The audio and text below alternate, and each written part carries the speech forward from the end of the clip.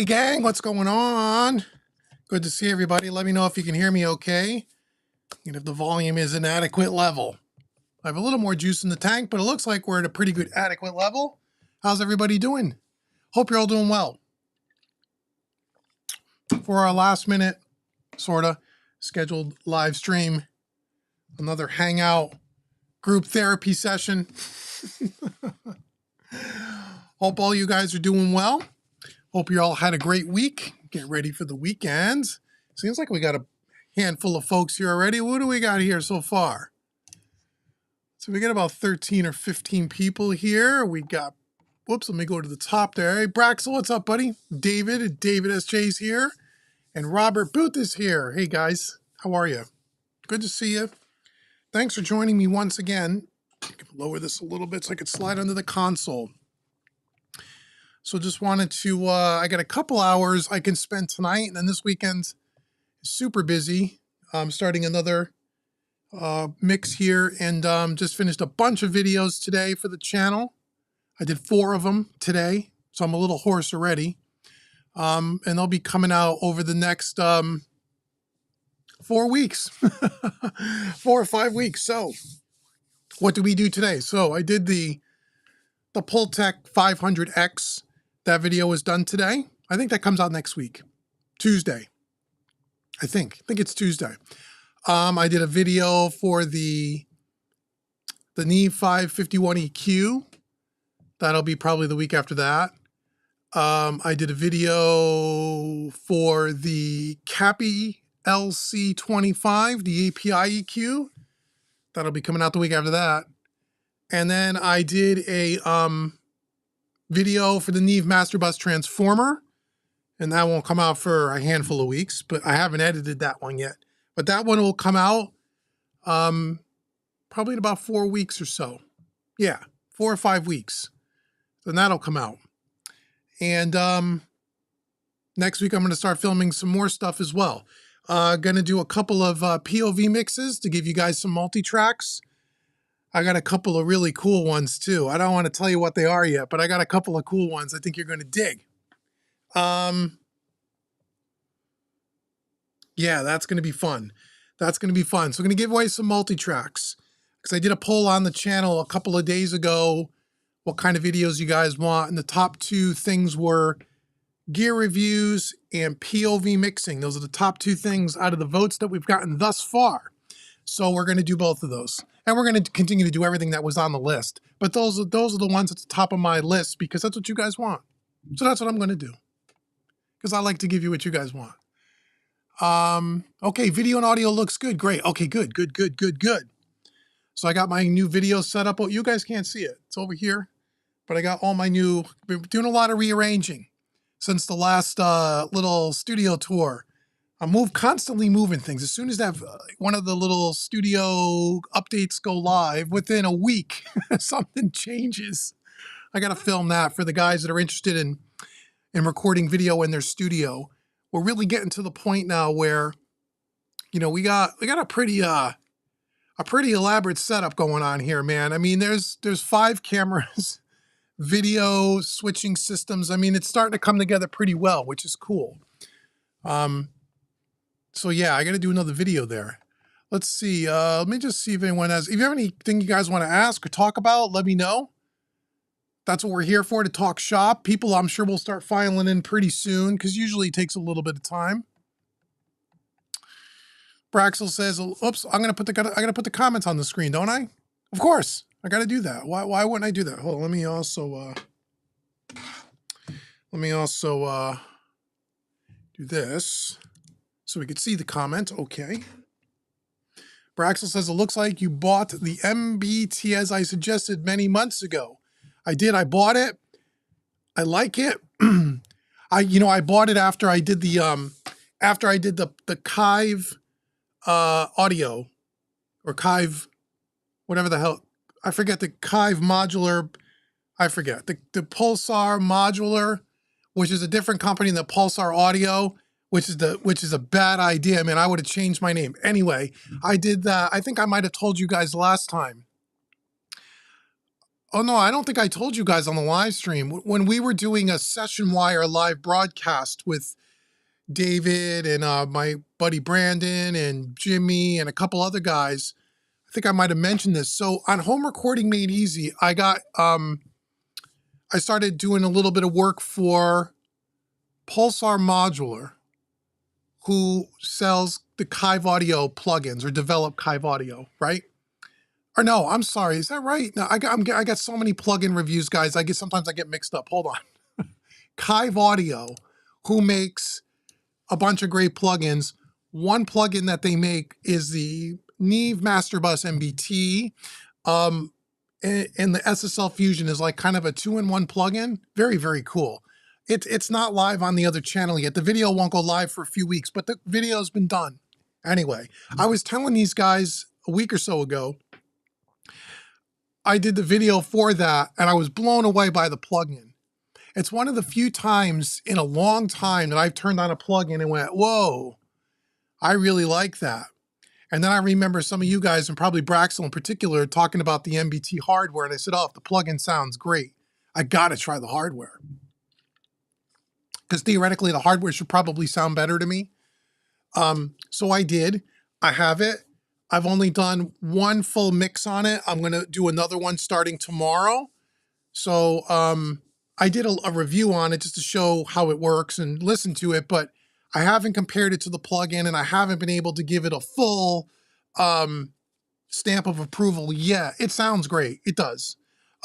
But I gotta use it more. I just gotta use it more and kind of tweak it a little bit more and just kind of get into it. Because when I first got it, I brought it in and I did a mix that day for a client, and I kind of just threw it on there and quickly dialed it in. I was really happy with the settings and kind of left it alone.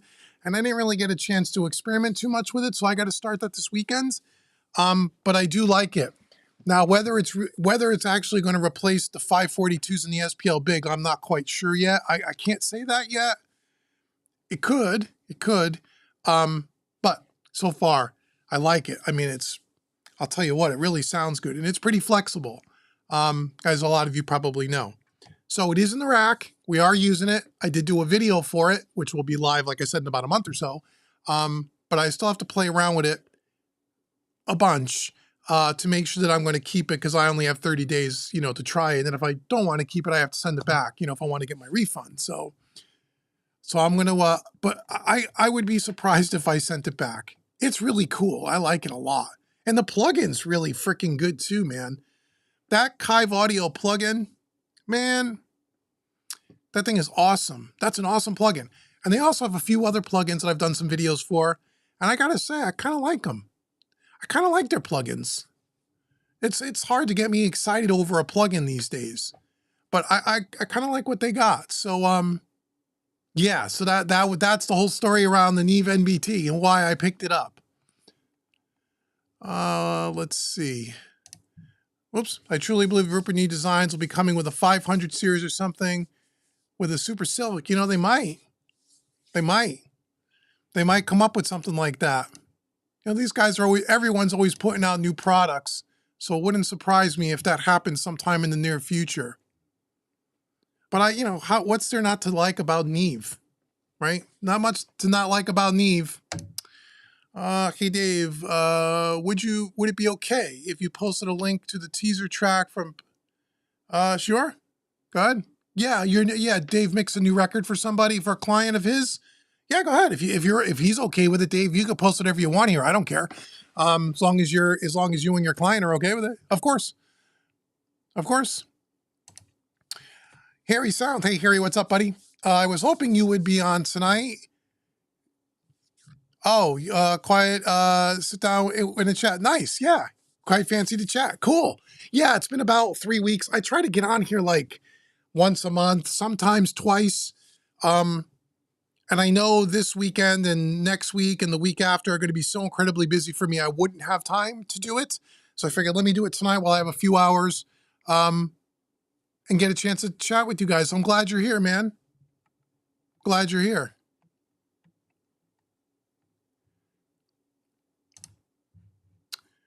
Gertone, did you have a chance to test out the CS12 Nectar? Nope. I've heard of it. I think I saw it at NAMM, but I didn't check it out. I might. Am I muted? That's on your end, Braxel. It's back. Yeah, it could be an internet thingy. You know what? Shit. Am I on? Let me make sure I'm on a hardwire. Sometimes hopefully that'll work. I'm always on hardwire, not Wi-Fi, but sometimes I turn Wi-Fi on when I have to airdrop files. And then I always worry about the Wi-Fi, although I have really good Wi-Fi here, but I always try to stay hardwired when I'm doing these darn live streams. Okay, you say I'm back. Good, okay. TKO, cheers, cheers, buddy. Good to see you. Yeah, Kive and Pulse Modular are separate. Yeah, I'm thinking of two different. I did a bunch of videos for Pulsar Modular too. One of them came out last week. I think the Mark Daniel Nelson sidecar. That's a cool plugin, and that's another one, man. That it's cool because it's different and it's not just a run of the mill. Here's another channel strip. You know, it's cool. So I really like that plugin too. And then I have their EQ plugin coming out couple of weeks maybe. All these videos all kind of I'm always 6 or 8 weeks ahead of what you guys are actually watching, so sometimes I get confused on which ones I've done and which companies and when they're all coming out. You know, try managing 2 YouTube channels like that. It's it's challenging. And I got another series of videos coming out on that channel that I'm going to talk to you guys about on this channel in a minute, because it's kind of an analog thing. I'm pretty interested in trying out this new piece of gear in a minute. Double G, hey Double G, what's up, brother? Locomotive model 86B-2, worth some attention. I heard of Locomotive, but I don't know what that is. I was checking out Locomotive's website one time about a compressor. Maybe that's what that is, Double? I don't know. You tell us. And it looked interesting. I think I was looking at maybe like a VA3A compressor or something. I don't know why I was looking at it. I think I saw it on YouTube like all you guys do, and I was like, oh, that's interesting. It looked like a cool piece of gear, and I was checking it out. But I don't have any experience with it, so I couldn't tell you, man. Braxel says that the Super Silk is the key feature of the MBT. Yeah, you know, honestly, yeah, it is, certainly. The fact that you can blend the blue and the red circuit together. But I don't even, to me, that isn't even my favorite part of the unit. I like their kind of really kind of stripped down simple compressor a lot. It's got a lot of character. And I also like their stereo width. I almost like the stereo width better on that than the SPL Big. But the Super Silk is really cool. The thing with the Super Silk, though, is you got to be really careful you don't overjuice it. You know, you can really get too crazy. You know, the Silk on the 542s is cool, but you can only use one at a time, which is always good because I always use the red circuit anyway. It is almost rare that I would ever use the blue circuit. That's just me. But on the first mix that I did with the MBT, I used the red more so, and then I did use a little bit of the blue, and I liked the result that I got from it. I did like it. It's a cool piece. It's a cool piece. Hey, Malcolm, what's up, buddy? Good to see you. Hey, man, network? No, I'm just starting, man. I just started like 5 minutes ago or so. You're good. You're good. You're good. David said, so I just delivered the final masters for the new EP by the Black Magic Marching Band, and he posted a teaser track. Cool. Oh, and then he's got a track. Go check out Dave's mix of the Black Magic Marching Band. He's done some work with those guys and with the artist Daniel. And actually the song that Dave did that he mixed on the console here, I don't know, a few weeks ago, was the same artist from his old EP. So if you like that kind of style of music, go check out Daniel's Black Magic Marching Band and check out his tunes, man. It's really cool. Chris says, initial impressions, how do you feel about the MBT compared to the Fusion? Well, the MBT is a whole different animal compared to the Fusion. So here's what I kind of discovered when I found the plugin from Kive Audio. You may have not heard me say that about 5 minutes ago if you just stepped in. So Kive Audio, I did some I'm doing some plugin demos for them over at Home Recording Made Easy. The first one I did was the, I forget even what they call it. It's called the N-Fuse, which is the MBT and the SSL Fusion all in one plugin. And you can switch it just by flipping a switch. Or what's really cool about the plugin, which you can't do in hardware, is you can, let's say, have the vintage drive from the Fusion in one module of the plugin, but you can have the stereo width of the MBT in the same plugin, so you can kind of mix and match the modules. It's actually pretty clever. It's pretty clever. And what I realized in doing that review of the plugin, and the reason why I bought the MBT, was how different the MBT and the Fusion was. So here's the comparison in the plugin. And because I owned an SSL Fusion at one time, as you guys know, the plugin is accurate to those two pieces of hardware as far as the overall vibe. Is it one-to-one exactly the same? I don't know, but it's in the same spirit, okay? The Neve MBT is way more aggressive. It's got way more, I feel, transient response. It's a more tougher sounding unit compared to the Fusion, which to me is a little bit more, for lack of a better word, mellow, comparatively speaking. It's more round. The Fusion it has more of a softer sound, and I don't mean that in a bad way. I just mean it's not as aggressive as the Neve. And that, to me, my guess is that has everything to do with the fact that the Neve has 4 or 5 transformers in it, and that the SSL only has that one transformer circuit. Both sound completely different. I could understand if you were in the market for the hardware and you had each one of those. I can see why you would want to have each one, because they don't sound the same. Not even close. I feel like the Fusion is way more subtle sounding than the MBT. Not that the MBT can't be on the subtle side, but as you push the Neve, it is way more obvious and way less subtle, at least to me, in a good way. So that's how I think it compares.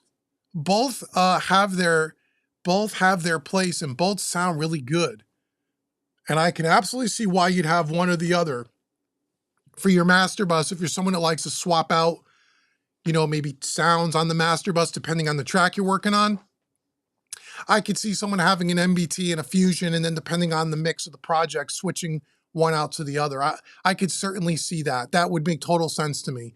And I didn't really think of that until I did the plugin, and they went, wow, this is a really cool thing. So the plugin is great. If you haven't tried the plugin, anybody, if you guys, all you guys are into plugins on some level, you should go check out that Kive Audio. They have I think a 14-day demo or something like that. You could check it out. It's really cool. It's very cool, and it's pretty affordable. At least I think it is. Braxel says he had a really hard time with picking between the SSL Bus Plus and the West Audio NG Bus Compressor, but went with the SSL. I hope I made the right choice. The SSL Bus Plus is going to be great. I haven't used it, but how could that not be great? That's going to be great. That's a stereo SSL bus compressor with some other additional cool features. The West Audio NG Bus is the same sounding kind of a compressor with, again, some additional cool features that the SSL doesn't have. I don't know what the SSL Bus Plus costs, but I gotta think it's cheaper than the NG Bus. The NG Bus is a great compressor. I love it. I use it. It's pretty much just, it's always patched into my drum bus, and that's where it kind of lives. But yeah, I think you're going to be very happy with the Bus Plus. I'd be surprised if you weren't. I'd be shocked if you weren't. That's a good piece of gear. The P445 is a bit expensive for me. How much is it, Robert? I just demoed it. I didn't buy it yet. They didn't send it to me. I'm not working with them per se.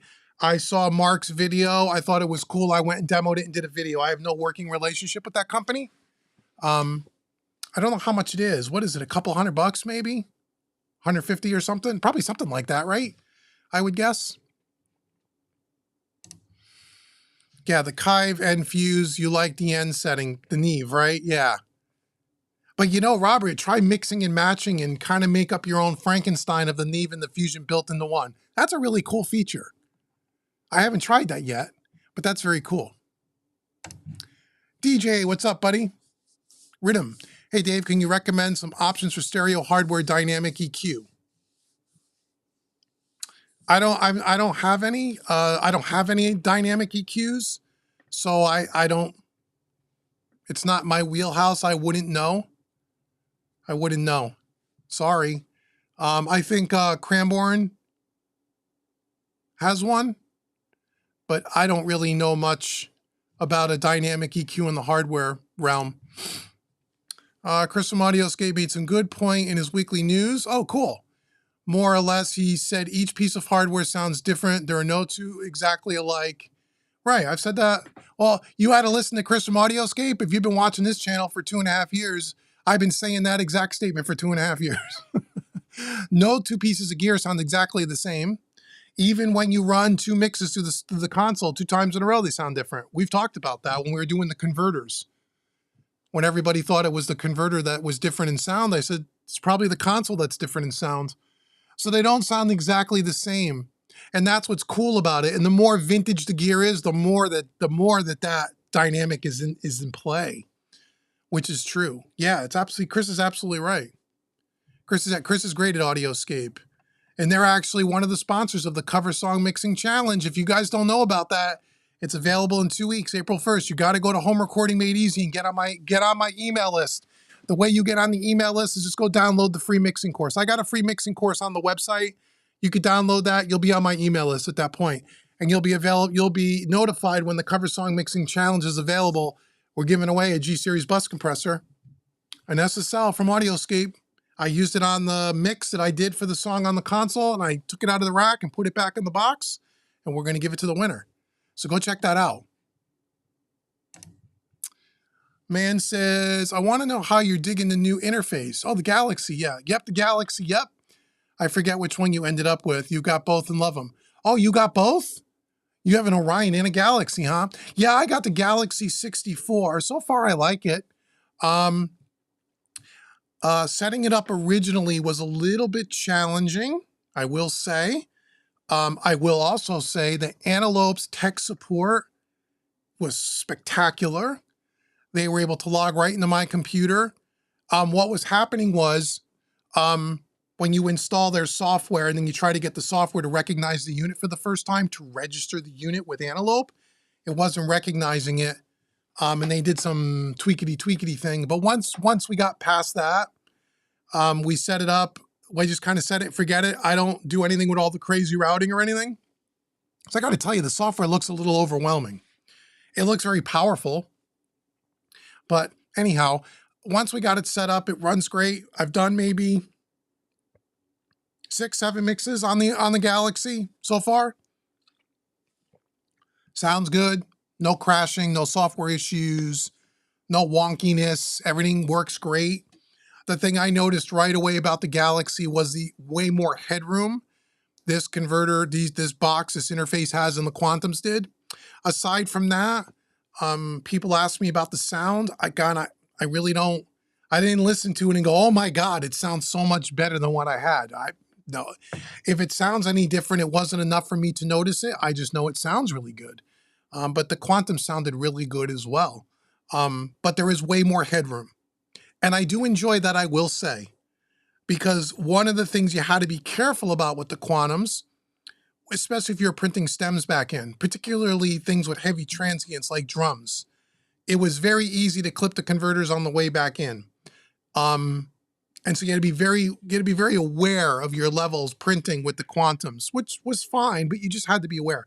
The Galaxy, I don't even have to look at it. I can slam the daylights out of that. I could be so hot coming back in, and there's a lot of headroom. That's nice. Aside from that, I just think, it's transparent, it's clean. They're not colored sounding, which is what I wanted. I don't want anything colored. If I wanted something like that, I would buy a Burl, right? It's kind of out of the way and I don't have to think about it. And that's exactly what I wanted in a converter, much like my Trinoff. I don't even want to know it's on. If I want to know it's on, I look over there, I can see the blue lights on, or I can see the screen on the Galaxy, and that's it. I don't want to hear it. I don't want to know about it. I want it to kind of just disappear in the background. That's just me. So far I like it. So far I like it. And so, which is great. And I think, because I bought it from Vintage King, because Sweetwater doesn't sell Antelope. I got a 4-year warranty on it, and it was a demo unit out of the Vintage King Nashville studio. It didn't look like a demo when I got it. It looked brand new to me. So I got a great deal on it, which is why I kind of went for the Galaxy over the Orion, because I got such a good deal on it. And they gave me literally a 4-year warranty.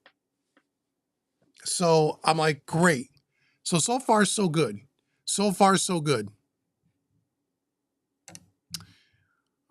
Even if the gear is the same make and model, 2 pieces of hardware. Yeah, right. Did I already skip over that? Sorry, yes, I think I already said that, right? We already talked about that? Sorry if I did that twice there. The SSL and West Audio are about the same price, but the SSL is $500 off this month. Oh, cool. Oh, okay. So the SSL Bus Plus is like $3,000, huh? Normally you got it for $500. Awesome. Awesome. I think you're going to like that. You'll have to let us know. Oh yeah, you guys are saying that's what it is. Awesome. The Locomotive 86B2 is a tube line mic DI pre. Oh, okay. With a harmonic exciter for recording, mixing, and mastering. A Swiss Army knife from synths to drum machines, from vocals to master bus. Oh, okay, cool. Yeah, I don't know anything about their products other than I know there's a couple of, I know an engineer or two that have Locomotive stuff. I don't think they have that model now that you tell me what that is. So my guess is they probably make really good stuff. But I just don't know. I've never used it. But that's awesome. That's awesome. Robert says $189. That must be for the Mark Daniel Nelson plug-in there. Yeah, that sounds about right. $200. Yeah. Yeah. I'll tell you what though, Robert, again, if you're a plug-in guy, there's not a lot of stuff that comes out these days. I mean, it's hard. I mean, almost everything has been done. I mean, how many more Pultecs do we need? You know what I mean? So when I see a plug-in company come up with something that's truly a little different, and that particular plug-in, even though it's almost $200, at one point maybe you grab it just because it is different and unique, and there's nothing else out there like it, because it's modeling a very specific, what seems to be like a custom piece of gear that Mark has. Because yeah, it's hard. Plugins are hard, man. And I get contacted, I'm telling you, pretty much every other day of the week by every plugin company under the sun, all these new little startups that want me to do reviews for them. And most of them I just politely turn down, because unless it's something cool and new, I really have no interest in it. I got contacted, today about some guitar pedal plug-in company, and I'm just like, it's the same thing that 5 or 6 other companies are already currently doing. So there's really no reason for me to do that. So plug-in demos are becoming harder and harder for me to do, because there's not, unless it's like some of the new AI kind of stuff, which I guess is cool, but I really not too much my thing. But from the, kind of the classic analog kind of gear emulations, it's hard to find stuff that's new, that hasn't been done 15 times over. So that's a cool plugin because it is a little different, So I don't know. You may want to check that out at one time, Bobby, when you get a couple extra bucks that, in your budget one month. I think it's a cool plugin. For whatever reason, West Audio promotes $500 off later in the year. Oh, okay, cool. That's cool. West Audio stuff's great, man. I love all their stuff. They make great gear. They really do. Let's see. Are you going to pull an April Fool's joke? Oh, no. The cover's, it does. Right. It goes live on April 1st. I didn't even think of that. No. We got some cool prizes, Braxel. Again, I don't even have the link on the page. I got to put it on the home page. I don't have as a matter of fact, I'll do it now. While we're chatting it up, like, I'll get the link and put it in the chat so you guys can go check it out. We got some really cool prizes, man. We got some really cool prizes.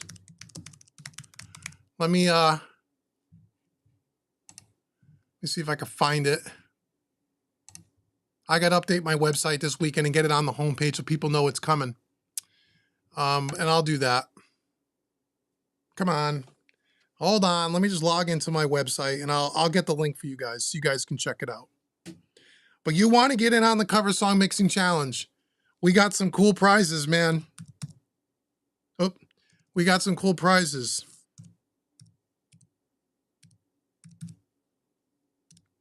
We got some really cool prizes. The G-Series bus is only one cool. We got a whole bunch of great stuff from IK Multimedia, which is going to be very cool. Hold on, I'm getting the site.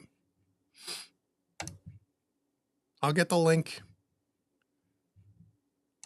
Okay, there it is. And then hold on, let me put it in the chat.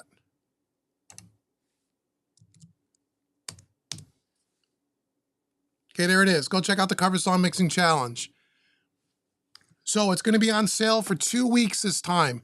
Last time we only did it for a week and people got pissed because they said I didn't have it on sale long enough and they were waiting to get paid and that stuff. And it's okay, cool. So this time it's on sale from the 1st to the 14th. You have roughly 4 or 5 weeks to mix the song and send it in. I think it's May 3rd is the deadline, I want to say, or May 10th. You have to look at the website. And then in the beginning of June, we're going to announce the winners. And we got 3 really cool prize packs. And you're going to get 2 free, you get 2 mixing courses. You're going to see me mix it all in the box of plugins from IK Multimedia. And you're going to see me mix it on the console with a bunch of hardware. All Audioscape hardware, by the way. I only use the console EQ, and the only outboard gear we used, aside from the bus compressor, was the no, not even that. We used Audioscape.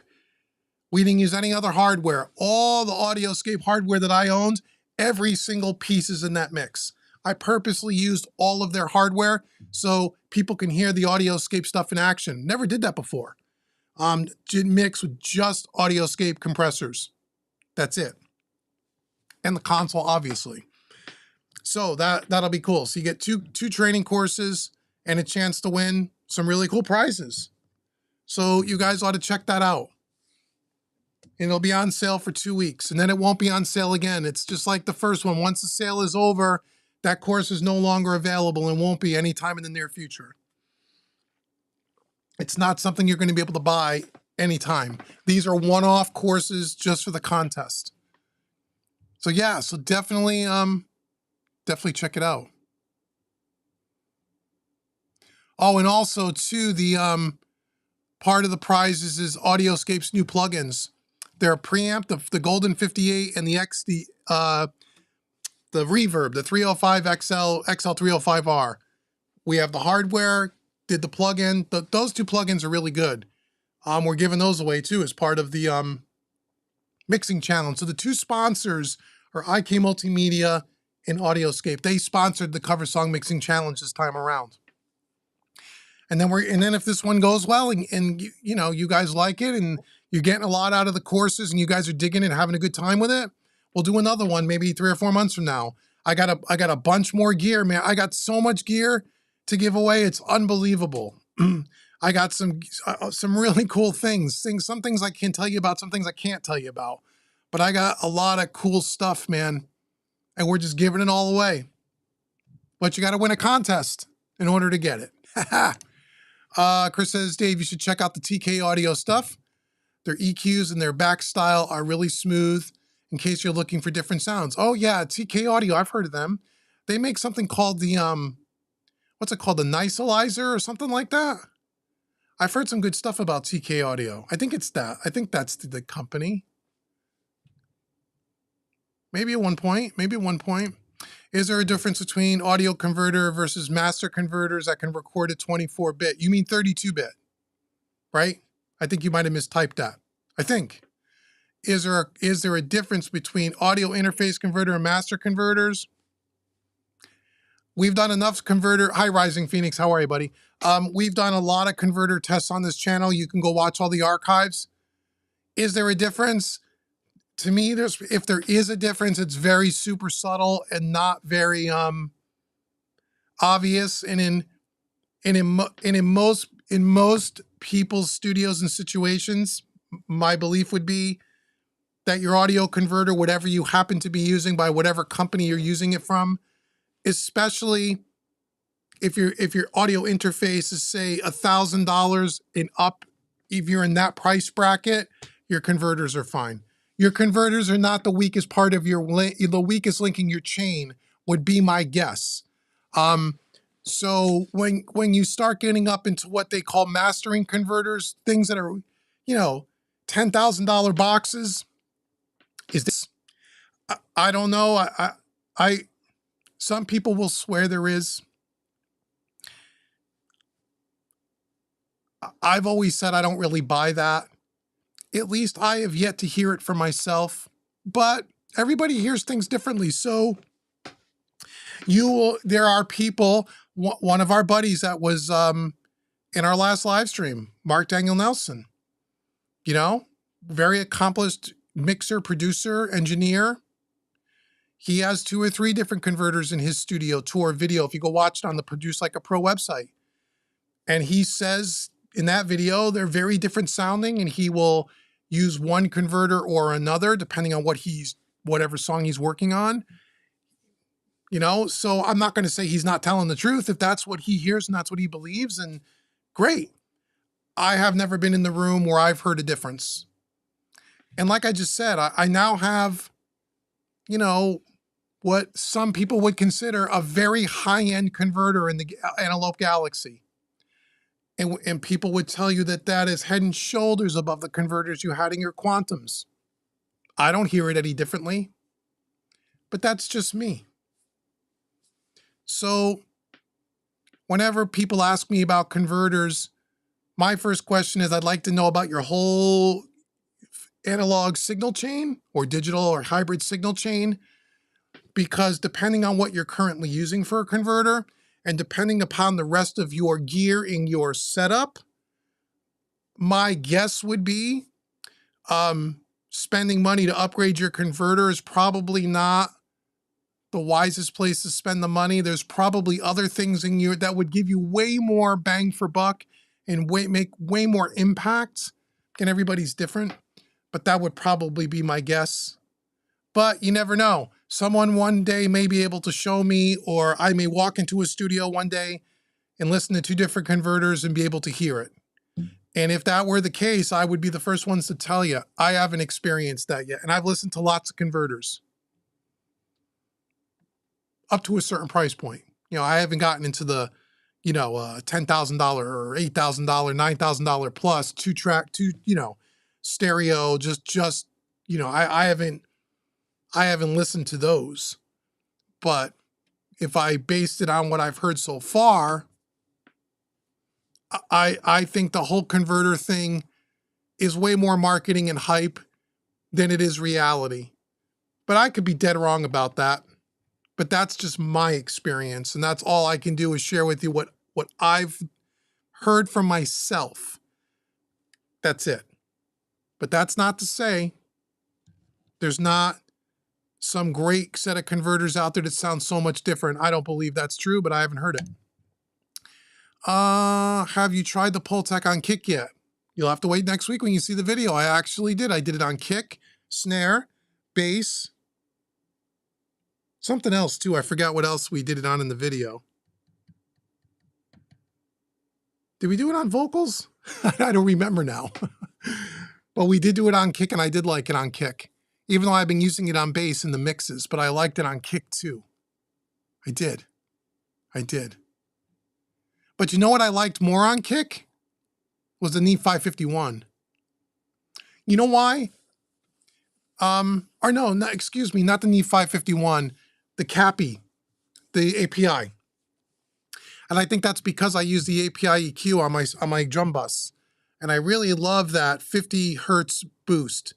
4 dB on 50 hertz on that API or on the CAPI, love it.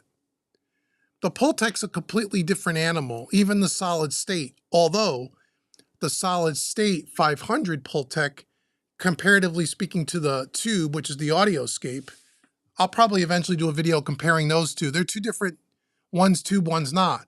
The 500, the solid state is a little bit more, there's more point and stuff to the transient on things like kicks and snares, at least what I hear. Whereas the tube Pultec doesn't have as much of a point on the transient. It seems to round the transient a little more. So for a kick drum, I tend to lean more towards the sharp point attack of something like an API. But I guess if the song called for it and like it was jazz or something where you wanted more of that pillowy, resonant kind of a kick, the Pultec would probably be a really good choice for that. You know, probably a really good choice. But I even said myself at one point, I'll probably have to get a second one just because I like to have pairs of EQs. And that one's kind of strapped to the bass guitar bus because I love that Pultec on bass. Number 3 on 100, number 3 on 2K, or 4 on 2K. I love it. How good are the AudioScape plugins? They're good. They're good. They're really well done. Very well done. They only have 2 of them so far, but they're good. Did you see that the green SSL bus compressor on AudioScape? No, I didn't see that. Is it a new one or no? I didn't see it. I didn't see it. Mastering converters differ generally in channel count, transparency, and extreme headroom. Yeah. So the one thing about mastering, you know, master houses or mastering engineers that use high-end converters, usually there's, from what I'm told, I think Man Network's probably right, they're really known to be super transparent with a lot of headroom in them.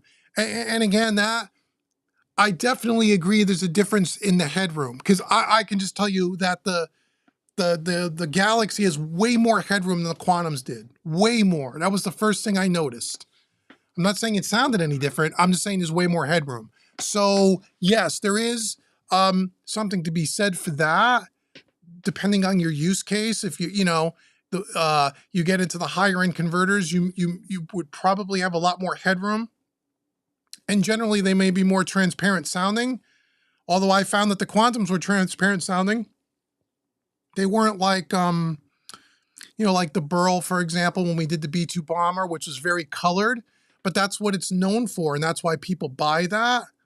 And I think if you don't, if you don't have any other hardware or whatever, and you're looking for that Burl kind of color, that B2 Bomber was great.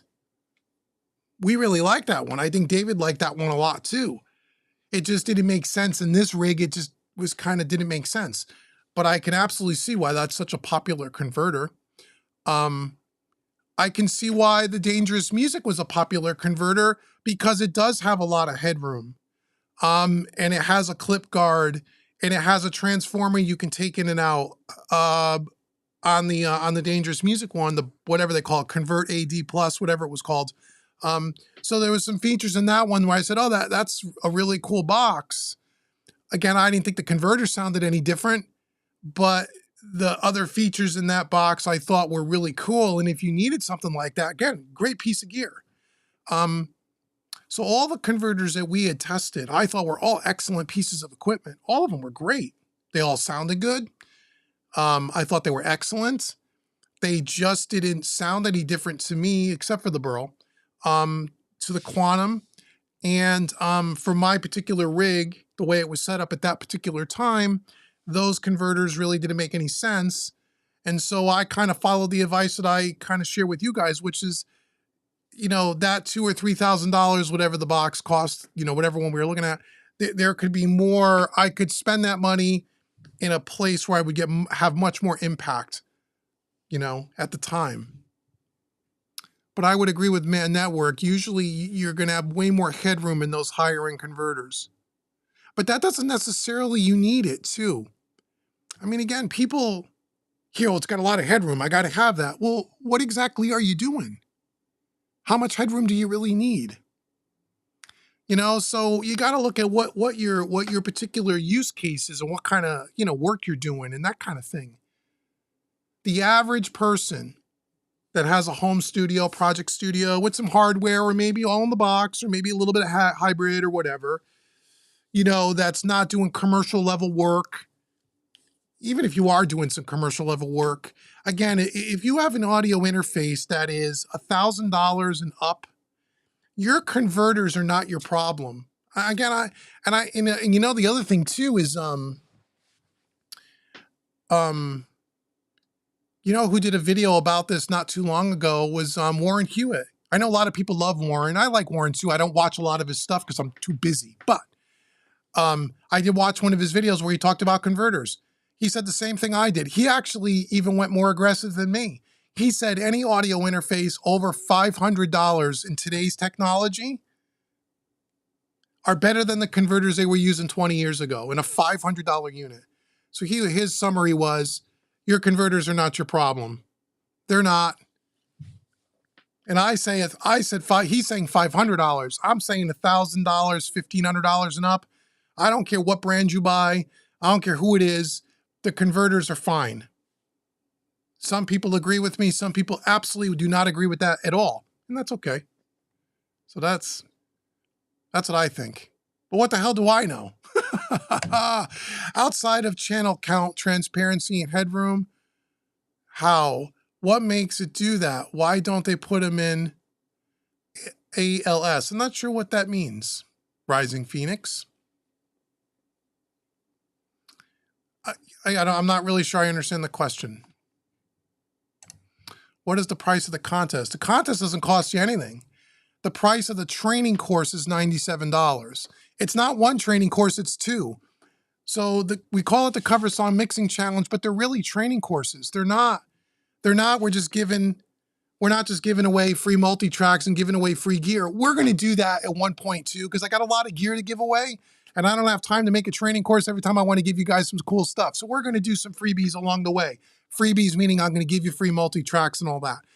But there's a lot of guys and a lot of channels that already do that, and that's totally cool. Because my whole thing on both of my YouTube channels is all more about education. And so if I was going to do a contest, I want to tie it into some training. So you're getting training courses. The contest doesn't cost you anything, which is a little different than what some people do. And I just figure if I'm going to go through the time of setting up a contest and doing all the stuff that in the backgrounds, sponsors and websites and judging and all the stuff I need to do to put this together, I want to put it together with some training and then try to sell it at a very reasonable price so people feel like they get a lot of value. And at the same time, have some fun with a contest and give you guys a bunch of great gear. That's just how I choose to do it. Not everybody would agree with that, but yeah, I want to be different. Check out the Infuse plugin by Kive. While you're out there, grab the 2 free ones. Oh yeah, Jonathan, how are you, buddy? They do have 2 free plugins. One was called the Warmy, the Pultec. I did a video on that. Actually, pretty good sounding plugin. I liked it. I liked it a lot. But that Infuse, man, that's the bee's knees. I was blown away when I heard that plugin. And I'm telling you, man, plugins don't get me excited much these days. I got them all. I've heard them all. But that one was that Kive audio, man. And then again, the Pulsar modular. Oh, what's here? Here's Mark Daniel Nelson. Here he is. Hey, Mark. I'm talking about you, Mark. Sorry. We're talking about your plugin. I just did a video for it last week. I telling everyone that sidecar plugin is killer. And it's different. And I was saying earlier, Mark might be able to chime in or confirm or give his opinion. I was saying earlier, Mark, that I feel for plugin companies, it's difficult for plugin companies to come up with something that hasn't already been done 10,000 times, right?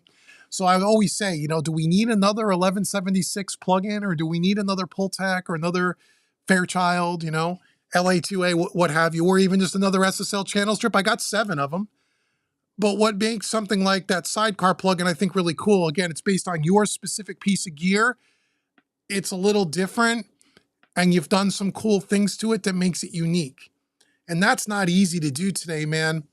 So I think that's a great plugin. I was telling the guys earlier, if you weren't here, Mark, to go out and check it out. I think it's a cool plugin. I think it's cool. And it's hard to get me excited over plugins today. It really is. But that one is cool. Great job, and you know, with your collaboration with those guys on that. And thanks again for joining and checking things out here, man. And I said earlier, go check out Mark's studio tour on Produce Like a Pro. Really cool. I've watched it a couple of times. It's a cool studio, man. My question was because the Marks mix like a pro. Oh, you're talking about the converters, Phoenix? Rising Phoenix? Yeah, you know, I'm not a converter expert, trust me. I've done some shootouts, I've done some tests, I have an opinion about it, we've talked about it. But I know, like I was saying earlier about Mark has a totally different opinion based on his video with his converters, and he has a couple of different ones that he uses, and he hears a difference. I've never listened to the two that he has, so I don't know. All I can say is if he hears it, I believe him. Every converter that I've ever tried where I put it up against the converter that I already had, I personally didn't hear a difference. But that's just me, you know? Again, I would just, all I ever say to anybody, and again, we'll stop talking about converters, but I just say to everyone, because most people that ask me about converter upgrades, I think I don't know that they're asking the right questions. It's usually folks that have other pieces of their workflow, as I said, that could be improved. Or it's also maybe their skills and they're still working on their chops. And so they think just by spending a lot of money on a converter in and of itself is going to change the way their mixes sound. And that's just, I just don't believe in that. I mean, yes, the converter, if you went to a super high-end converter, whatever that means, may add that last couple of percent, 2%, 5%, whatever. But usually the people that ask me these questions when I dig a little deeper, or if I do a private coaching call and we talk through their workflow and I see where they are, where their frame of mind is, 9 out of 10 times, they're watching stuff on YouTube or they're hearing stuff and they're thinking that that's the answer to their problem, and it's the furthest thing from their problem. So I just say to anyone that's looking for converters, you know, if it's, you know, if you're in a legitimate situation where it makes sense, but most people that ask me about it, the converter's not their issue. That's usually what it is. It's usually what it is. But that's just one guy's opinion.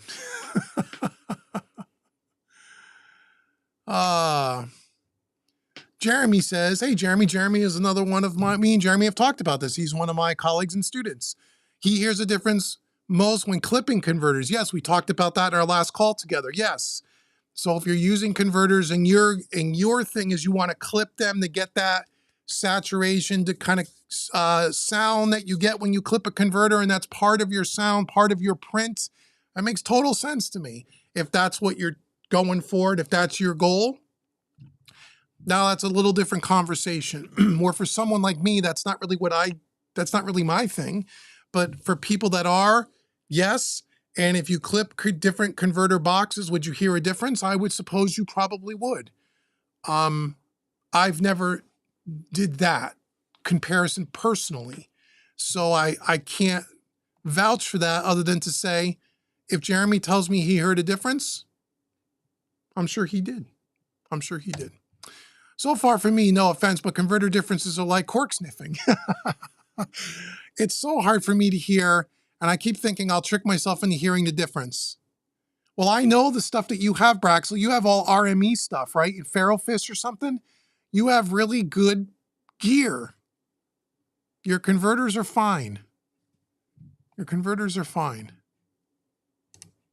They're primarily stereo channel converter. The whole unit is devoted to clocking and being distortion free at high decibels. Not worth money in my opinion. I know, Dave, it's not a live stream until we discuss the converters, and that's okay. I don't mind talking about it. I only have a limited amount of experience with it. And again, on this channel, I only like to give you guys recommendations, opinions on things that I've actually done myself. And I'm not hearing things second, third hand. This guy said this guy said this. I watched this guy's video. I want to be able, if I stood in the room and I heard something, I report that. Short of that, I try to be very careful about that because I don't want to speak about something that I've never done or never tried, you know. So, but yeah, it's okay. I don't mind if people want to talk about the converters. You're never going to get me to say, again, there's certain cases, and Mark even said up to a certain point, which I know he's talking about converters. It makes a difference up to a point. My guess would be, Mark, you would say that you're talking about the last couple of percentage points, right? Here's what I'll say. A guy like Mark or anyone at his level, I don't care if you gave him a $99 interface with $99 Chinese converters in them. His mix is still going to sound fantastic and commercial and world class. The converter isn't the reason why someone like Mark is working in the industry for as many years as he had with the artists and the stuff that he's done. Has nothing to do with his converters. Zero. And I'd be even willing to say it has nothing to do with all the hardware he has in his studio either. He could do all his stuff in Pro Tools with plugins, and he would still come up with stuff that's fantastic. The tools and the hardware in his studio, my studio, all of our studios, it's just different colors and it's just different tonal options, and it's just different shades of paint on if you're a painter on the palette. That's all it is. If the converter isn't the reason why Mark does good mixes. It has nothing to do with the converter. I would pretty much, my guess would be Mark would probably agree with that, generalized statement. On those cappies are a choice. I see Cult has used the 25 and the 40 version on kick and snare. What's the 40 version? All I know are about the LCR, is it called LCR or LRC? I forget. LCR 25, which is the 560, according to Cappy, the 560 API. And they sound great. Those are great value. For the money, they sound great. To me, they sound exactly like API because I have an API 5500 EQ, the stereo EQ, and it sounds very much like that EQ.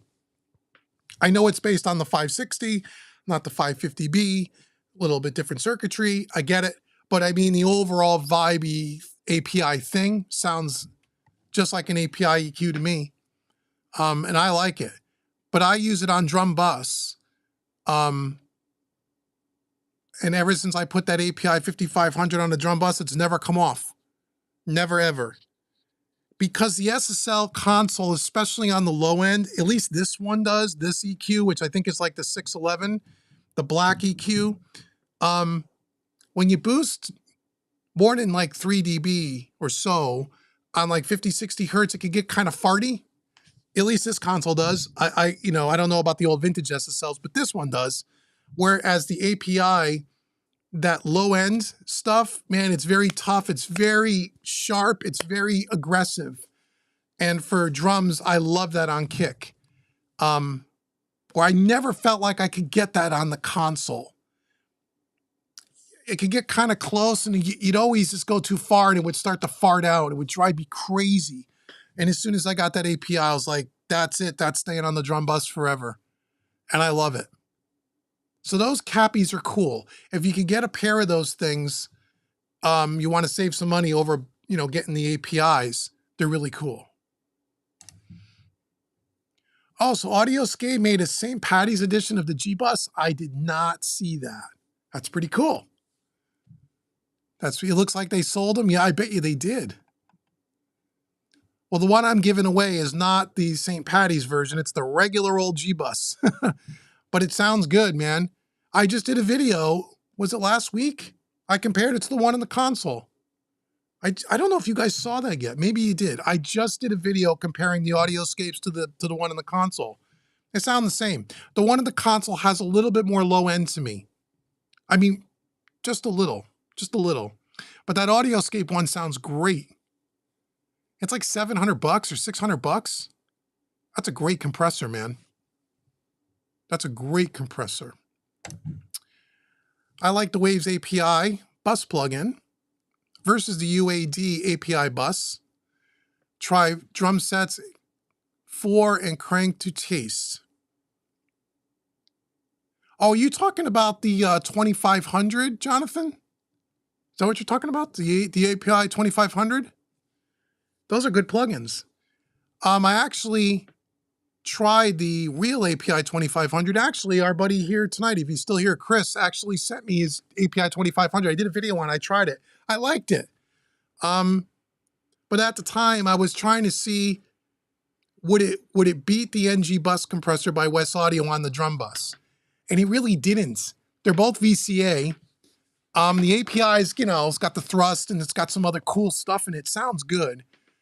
When I paired that with the 5500 versus the NG bus compressor with the 5500, I found that the West Audio I liked a little bit more.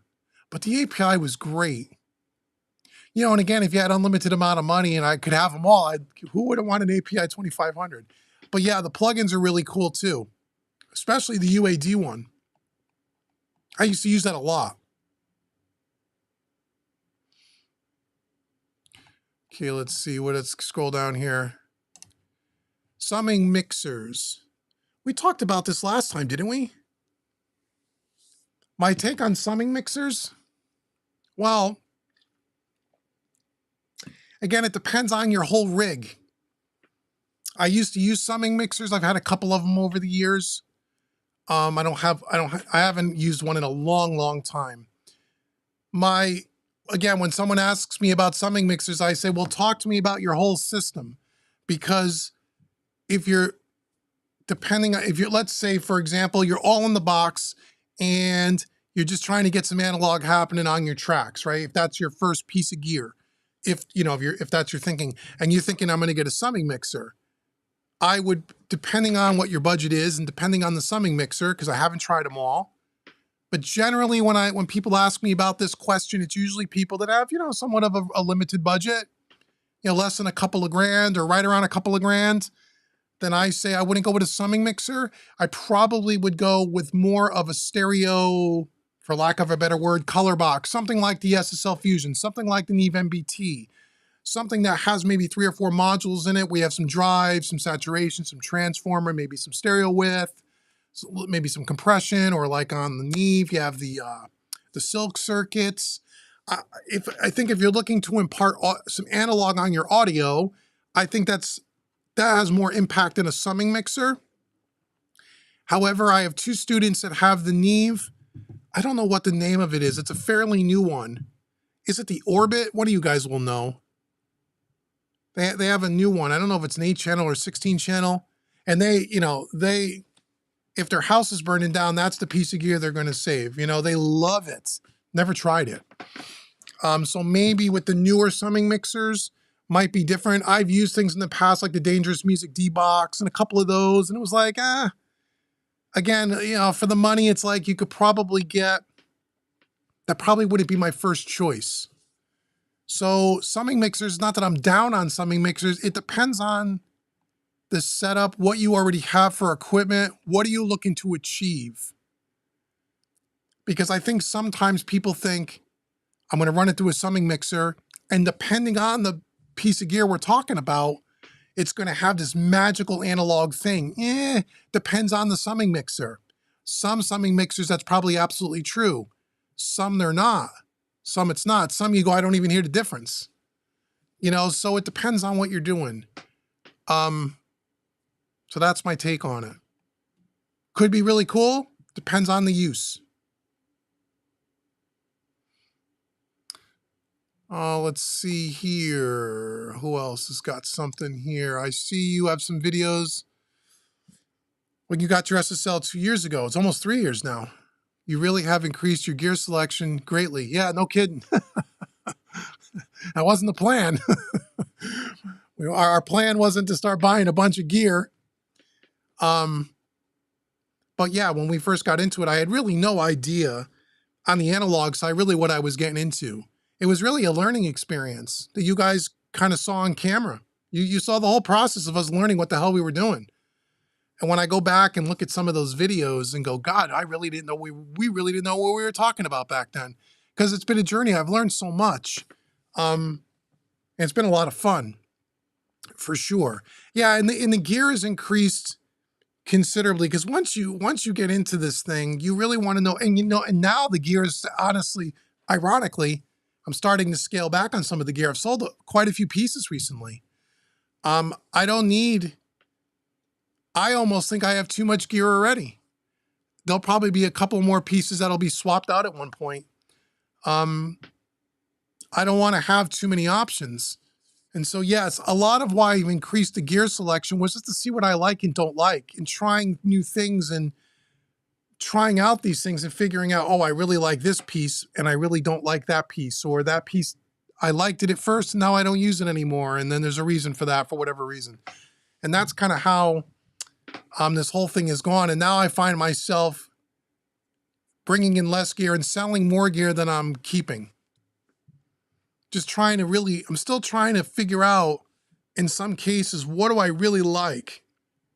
And what do I really, and trying to develop my own style and sound of how I want my mixes to sound, generally speaking, and trying to choose the gear that achieves that. And in some cases, I don't know what that gear is until I try some of it.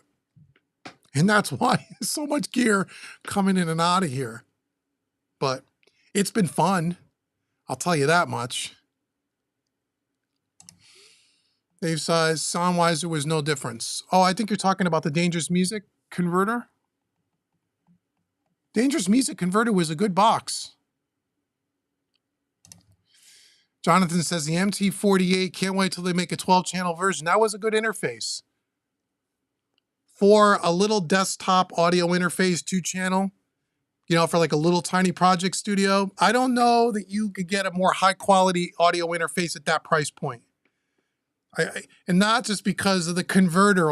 Everyone, again, they throw buzzwords in there about certain companies that help make that converter and to certain countries. That's not why I really like that box. I thought there were two things about that MT48 that I thought was spectacular.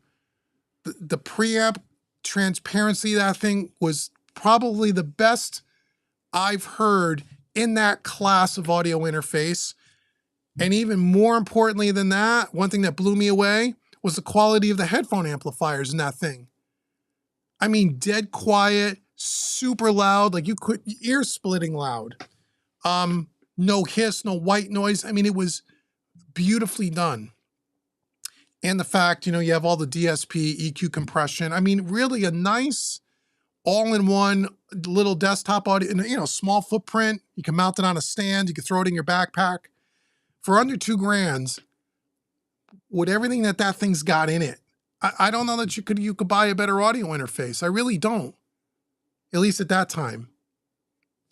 That's a great little piece of gear.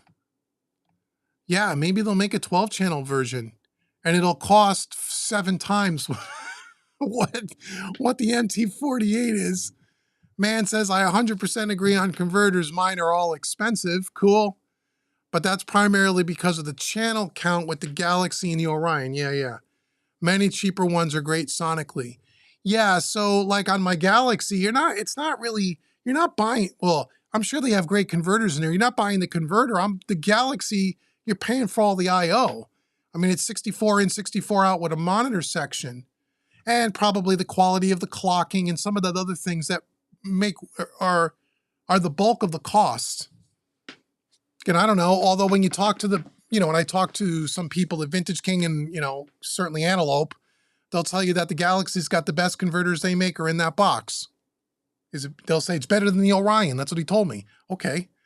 Again, if I listen to it, would it be better than the Orion? I don't know. Probably not. But yeah, the Antelope makes really good stuff. I like it. Okay, let's keep scrolling down here. Yeah, Mark's plugin. Go get Mark's plugin. It's a good plugin. I like it.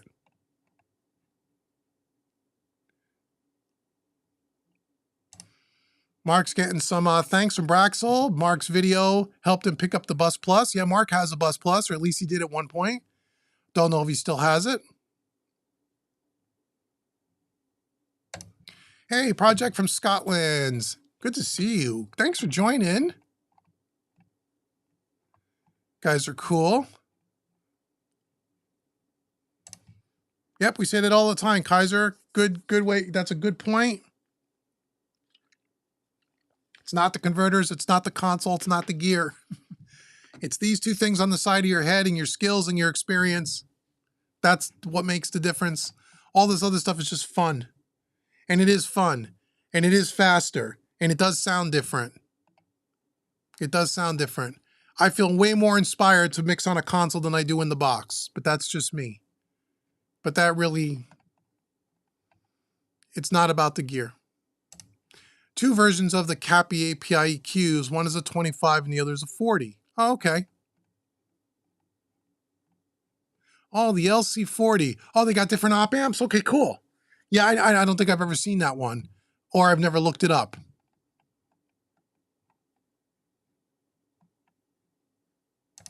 John Doe. Hey, John Doe. Hey, Dave, will you ever get a tape machine? Probably not. At one point, I almost did. Almost bought one. I was close. I was real close.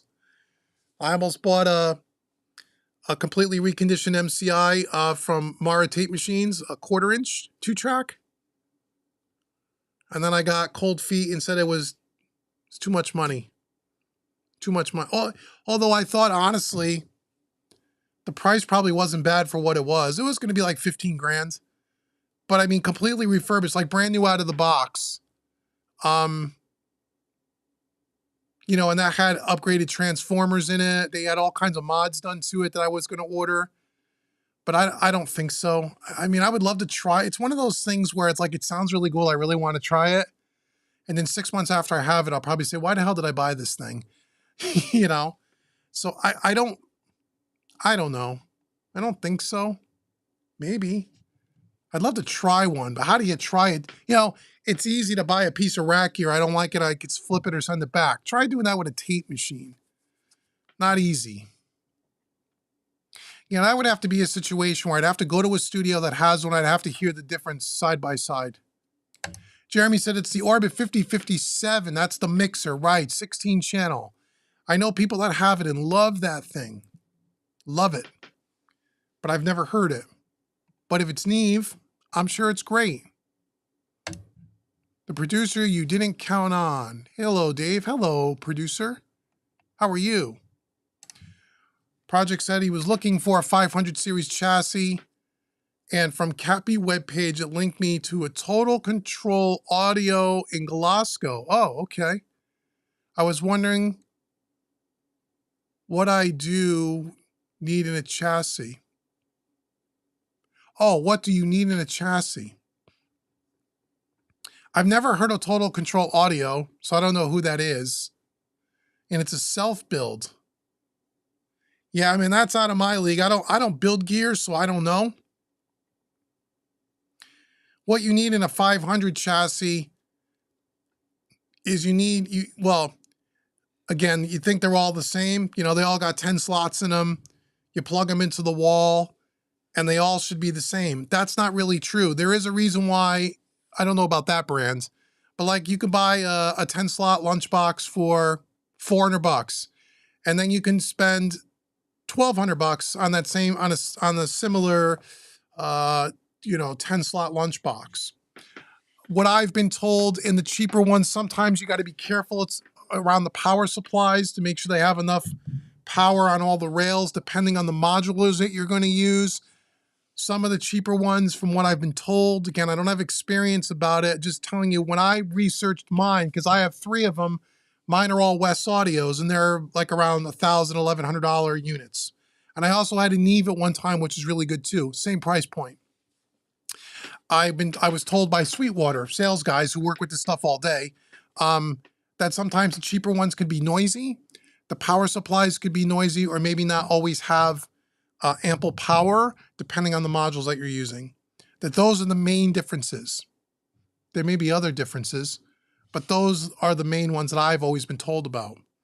So I was always told, look, if you're going to buy a 500 rack, buy a good one, because, it'll never let you down, and you'll never have to worry. You can throw any module in there and you'll be fine. And that's what I did. And I have 3 West Audios, 2 Super Carriers, and a Titan. I've had them for, a few years. I've never had a problem with them. I could put anything in there and it always works. So that's what I would tell you. As far as Total Control Audio, I've never heard of them, so I could not tell you. They may be fantastic. I don't know.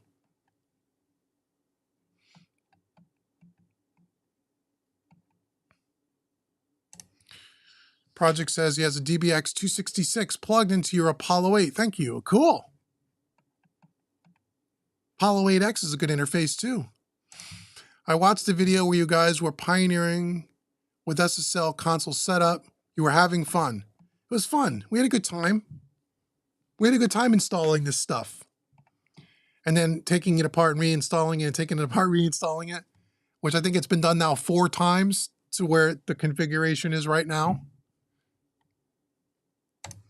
Do you think there's a trend to move away from compression on the stereo bus back to wide dynamic range, preserving transients, for example, film mixing? I don't know that there's a trend moving away from compression on the stereo bus. You can still have, usually people that don't have really good dynamic range on the stereo bus and they don't preserve the transients is because they overuse the compressor.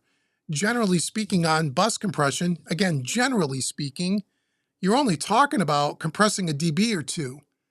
You're not smashing the daylights out of things. And I see that with students all the time. They over compress the daylights out of everything. I typically don't.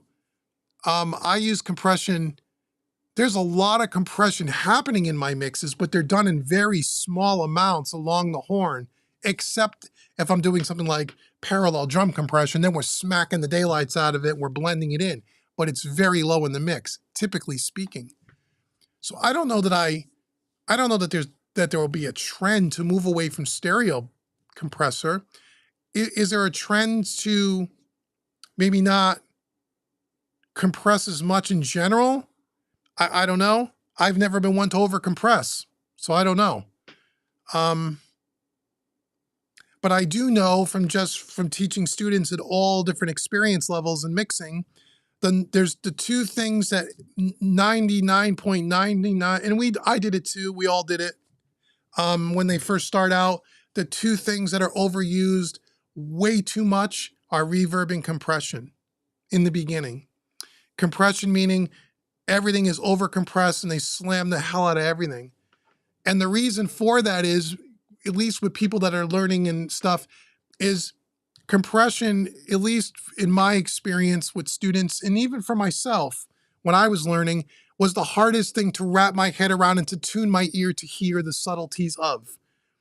So the reason why a lot of people overcompress when they're still learning, and even after a while, even guys that have been mixing for a while, maybe it's just their style, and that's okay. But the number one reason is because they don't have the ears tuned in to the subtleties of compression. And therefore, in order for them to hear it, they have to overdo it. And that's why they overcompress, at least in my experience. So I'll see stuff everything is compressed to death. And I guess there may be some misinformation along the way where I've had, students say to me that they've read or heard that in order to make the thing sound bigger, mixes sound bigger, you need to compress them more. And that generally, it's the exact opposite of that. Compression, and again, there's different examples of this, but in general statement, compression doesn't make stuff sound larger, it makes stuff sound smaller, right? Because it controls dynamic range, it squashes dynamic range. So, I think that's why people overcompress. Number one, they can't hear it. Number two, they read somewhere that you need to compress everything a lot in order for the mix to sound big. That's not true. Yes, it's true. We do use compression heavily in certain areas at times to make certain elements. There's ways, it is true to some degree. But when I hear people talk about compression, at least the people that I deal with, are usually people that are still in the learning stages. And they think about compression in the wrong way. So that's a long way to say, I don't know that there'll be a trend to move away from that. I don't know. I just think it's the hardest thing for people to get their head wrapped around is compression. At least, and it was for me. I know it was for me.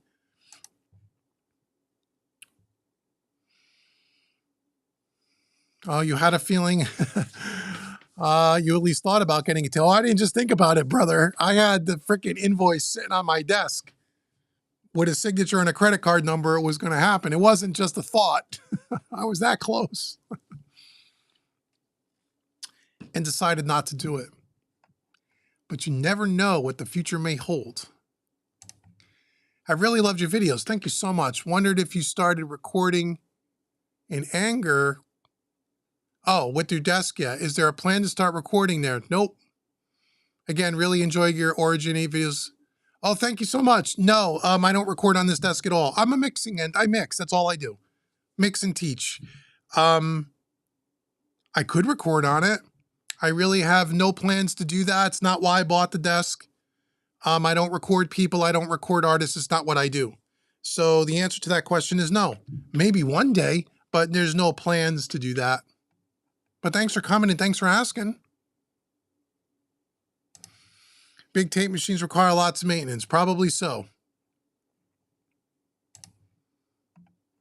Yeah, Super Carry has 11 spaces. I have 2 of them.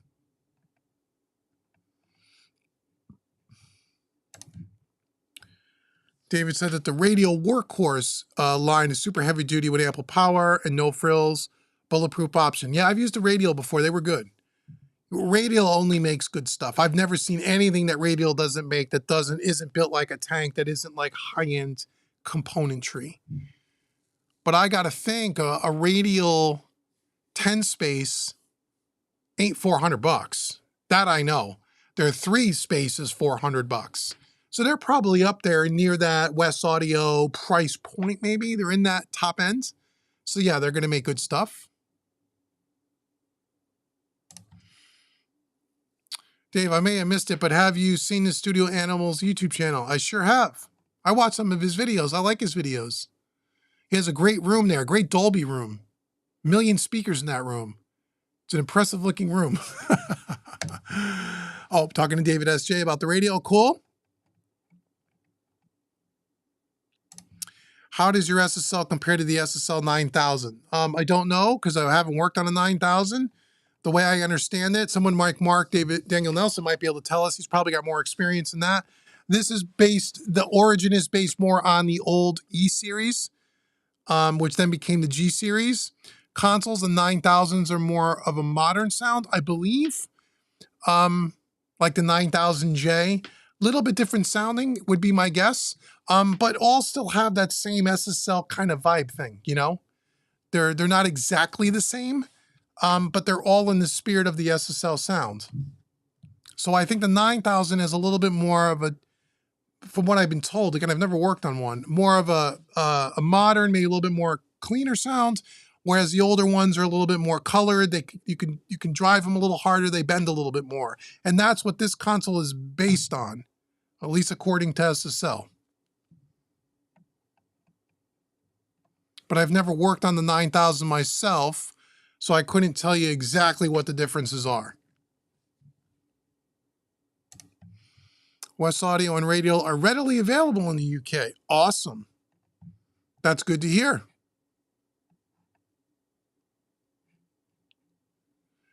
All right, am I getting towards the bottom of the chat? I think I am. How many people we got here? Oh, we've been on here a bit. Okay, cool. We still got a lot of people running around here. Let's see. Oh, we got 36 of you. Okay, cool. So what else you guys? Oh, you know what I wanted to tell you guys about? Okay, look, so this is really for home recording made easy, but it is a piece of gear. So I guess you guys might be interested, and I'm pretty interested in checking this out. So there's this new, I'm sure you guys have heard, if you're watching YouTube and you're watching about studio stuff, this company, can't remember the name of the company, Freakport put out this product called the FT1, which is basically a little hardware box that sits on your desk that has 4 tubes in it. And it's a saturation, harmonic creation box that's digitally controlled with a plug-in in your DAW. Pretty cool. Only connects with a USB cable. No analog ins or outs are needed. And so they reached out to me and said, hey, I saw the product before they reached out to me. And I thought it looked interesting, but I really didn't pay much mind to it. And they said, hey, would you like to check this out and do a review? I said, sure, let me check it out. I said, okay, I'll do some videos. I want to check it out and try it. So they sent me one. I got it right here. Haven't even plugged it in yet. So this is the Freak port. I'm going to do 3 or 4 videos on the Home Recording Made Easy channel about this gadget. And I'm able to keep this, and this will be another one. This will be another prize, not for this cover song mixing challenge, but maybe the next one. We're going to give this away too. This thing's $1,000. So I said to the guys, I said, look, if you want me to do some videos, I need to be able to keep this so I can give it away. That's the agreement, which is cool. But I also said, when we were talking about what videos you want me to do, I said one video, I said, are you guys up for, yeah, we're going to walk through it. We're going to see how it sounds. We'll put it on some sources. We're going to play with it. It'll be cool. But the question will be from everybody at that channel and probably at this channel, this thing is $1,000. Does this really sound any better than some saturation plugins? Don't know. So I said to the guys at Freakport, hey, would you be okay with, how do you feel about me, one of the videos, we're actually going to compare them to a couple of more popular saturation plugins. They're not going to be exactly the same, but something that's more tube-based emulations to see if it really sounds better than a $100 plugin. Maybe it does, maybe it doesn't. I said, you guys up for that? I'm going to be straight and tell you guys what I hear, and then they'll be, people on YouTube will be able to hear what they hear. And they were totally down with it, man. They're like, absolutely, go ahead and compare it. Let people know what you think of it. Let them hear the difference between the sound. So that's a couple of videos we're going to do on that, which is going to be cool. Plus, we're going to go through it and walk through it and check it out. But I will say, it's an interesting concept. I don't know that there's another company. Maybe you guys can tell me. Do you know of another company that's put out a little hardware box like this where you don't need analog I/O? It's all done through a USB-C cable, totally controlled with the plug-in, 100% recallable, and also with the tactile feel, with real tubes, not like chips in there, with a bunch of lights that light up. I mean, like real tubes. I don't know anyone else that's done that. So I think it's a really cool idea. Is it a gimmick? I don't know. We're going to find out. I know a bunch of YouTubers have already done this, and it's the same cast of characters that do all the new gear that comes out, right? And they never even have a constructive criticism thing to say about anything. and maybe this thing is fantastic from top to bottom. I don't know. But just like with all the stuff that I do, the last video of the series will be my likes and dislikes, and I'll tell you what I really think of this thing. So that's a video that's coming soon. I'm interested to do that. I'm really interested to see. I think it's a cool concept. And again, I give a company credit for coming up with something that's different and making it a little easier to integrate analog into the digital platform without having to spend a ton of money on I/O and all of that. But it could just be a gimmick with a bunch of cheap tubes in it. I have no clue.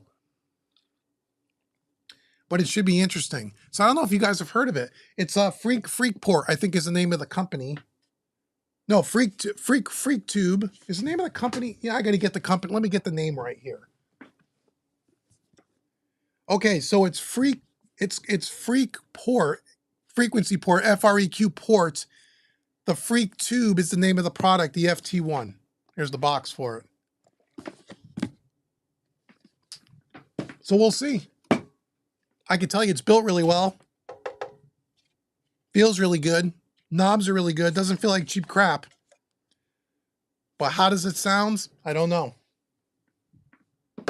So that's another reason why you need to like, share, and subscribe so you can see those videos. They're coming. That should be fun. That should be fun. All right, let me scroll back up here and see what I've missed. So that'll be another video that's coming.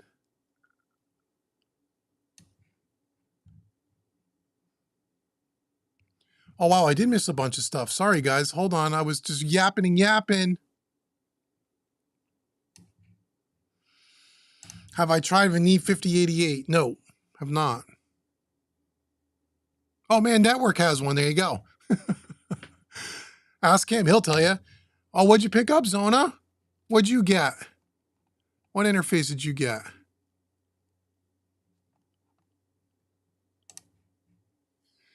Oh, so what's the other new gear you got going to have?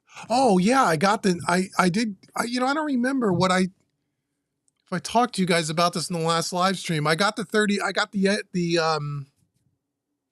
Stam Audio SA609, which is their version of the 33609. It's right above the blue stripe, right there. I didn't get that from Stam. I bought that on Reverb. He was supposed to send me one, but he's got other stuff he's sending me, so I just bought that. And I've only used that on 2 mixes. I pretty much have that for the last 2 mixes. It's been on my parallel drum bus compression. Parallel drums. That's what I've used it on. Killer. Killer. I love it.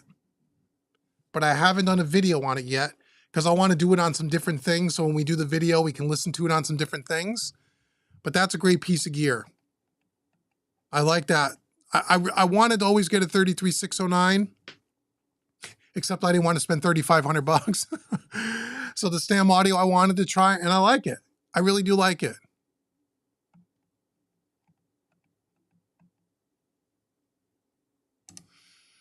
Do you have anything on that Nectar Panorama CS12? Nope.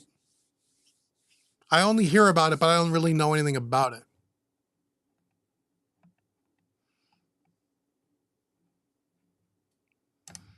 David, Mixbus TV has a video on the Tube. Oh yeah, that Freakport. I'm skeptical. Please let me know. Yep. There's a handful of channels out there that get all the new gear. We all know who they are. Dave's one of them. He's got a great channel too. I'm skeptical too. I will say this. My first impression is $1,000 is a lot of money for that. But I haven't heard it yet. I haven't heard it, so I don't want to pass judgment. When I saw $1,000 price tag, I went,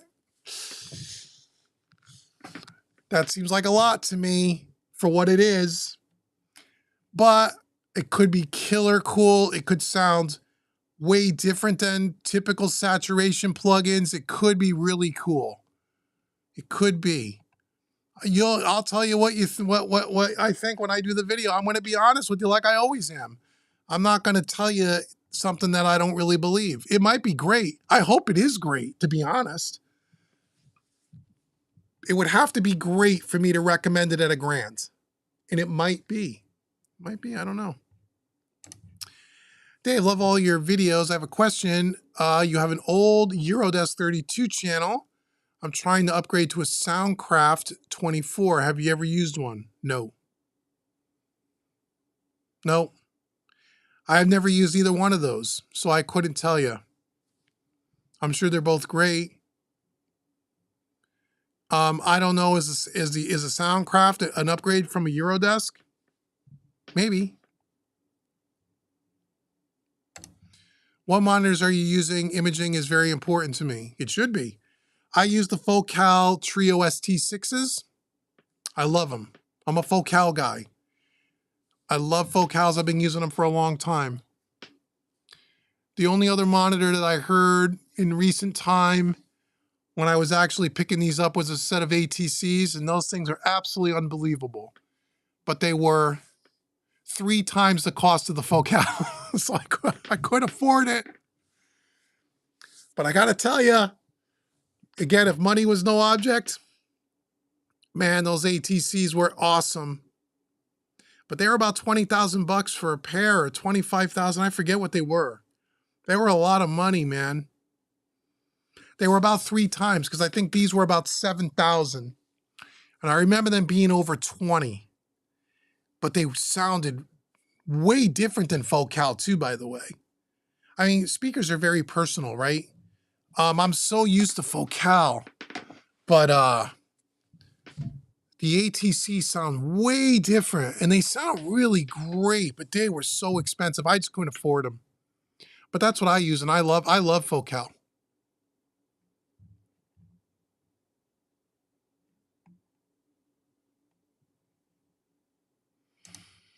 How is imaging compared to Ocean Way? Don't know. You don't wanna be shopping for monitors on a YouTube live stream or on a YouTube video. The only way you're gonna know Gordon is to go listen to him. And I even tell people, don't go listen to him in a store. You gotta actually got him set and put him in your environment, in your studio. Buy him from a place like Sweetwater, or Vintage King, or Toman, or one of these places where you can return them if they're not for you. And you gotta put them in your room. That's how I would never go to a store and buy a set of monitors. I don't think that would work for me. So yeah, the only way is to, monitors are probably more, it's probably the only topic aside from converters that I can think is such a person, you think the converter debate is crazy. The monitor debate's even crazier because they all sounds way different, and you can mix great music and great mixes on any of them if you learn the speakers in your environment. And they're really personal, it's a personal preference thing. So I would say Ocean Way, I'm sure, makes fantastic speakers, but you got to put them in your studio and listen to them, man.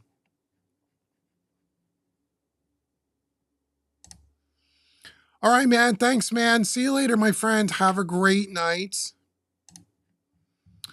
AT speakers are out of my league. I have full Cal 6s now. Yep. Oh, you had a couple of bad ones, but you got it straightened out, Brack, so that's good. Yeah, the ATCs are out of my league too, man. All right, Brandon says, buy room correction first. Go watch the video at Home Recording Made Easy. Brandon actually did a guest spot, did the room correction. Yeah, well, yeah, that goes out. Yeah, if you're talking about monitors, unless you have acoustic treatment and room correction, you don't even talk about monitors. Because the monitors don't matter if you can't hear what's coming out of them accurately because the room isn't right. So room correction is important. Start off with something like the ARC or Sonar Works or one of those. And then from there, graduate to a Trinoff when you really want to do it right. Hey, Danny, having your studio in a basement, what is your power situation? Is all your gear on a separate power source, 20 or 30 amp? Combining, you're combating a dreaded 60 cycle hum. Yeah, so it's on a separate, it's not a separate service from the house, but it has its own separate panel. We have a, it's on 30 amps. There's a lot of circuits in this room. I don't have any problem with power. I'm lucky I don't have any noise. This rig, for all the analog gear that's in here, is dead quiet. Never had a problem with power. People ask me about my power consumption.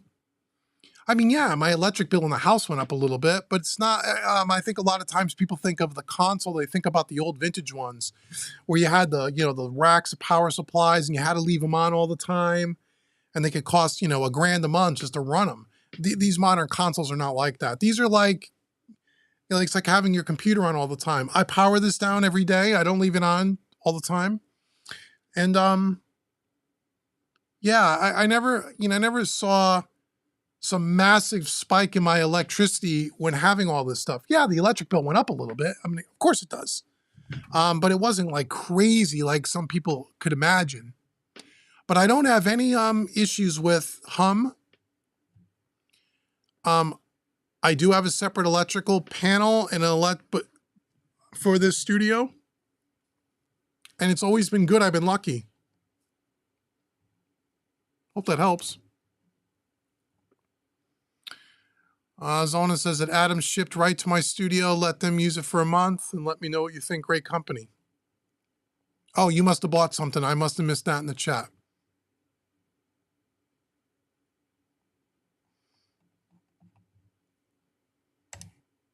Hey, Mobane, how are you?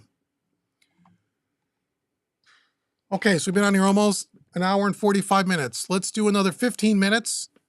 And then I'm going to get out of here and go get something to eat. So what else you guys want to chat about? I think I told you everything I needed to tell you. Cover Song Mixing Challenge. Make sure you're checking out the videos that are coming up.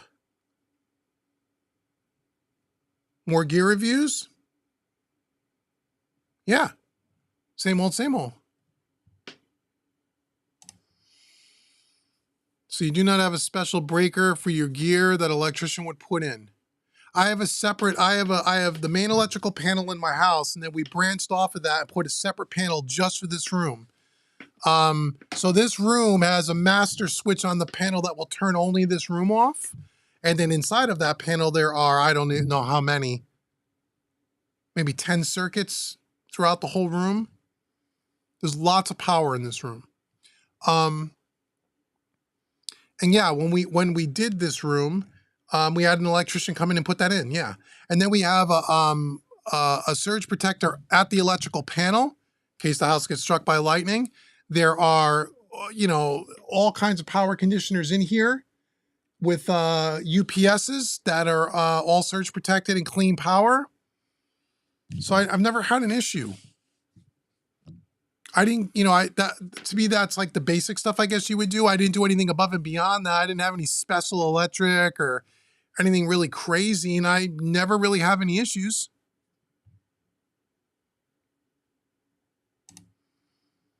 Oh, you tracked a session using session wire. Great. How did it work out?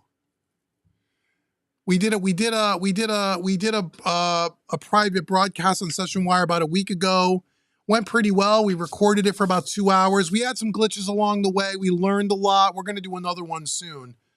But that session wire is very promising. I'm glad that you got it and you like it. Are you using a sub? Yes, I am. I'm using the Focal sub as well. If I didn't mention that, I'm sorry. I thought I mentioned that when I said I had the 6s. But yes, I do use a sub. It's an 11-inch sub. Yep. Wanted to ask you about the SSL Big 6, just ordered one. I've never used it. But I know a few people that have it, and they all say great things about it. There was a point in time where we were going to do something with the Big 6 with SSL, and then they decided they didn't want to do it, so we never did it. So I've never put my hands on one, but I'm sure it's a fantastic unit. There's nothing that SSL makes that's not good quality stuff. At least nothing that I've seen. I have a lot of their controllers are great. Their consoles are great. Their 500 series stuff is great. I think you buy anything SSL, you're going to be happy, I would think. I mean, so the Big 6 I know is not an inexpensive piece of gear. I'm sure it's fantastic. I'm sure it is. Dave, what is your dream piece of gear if money wasn't a problem?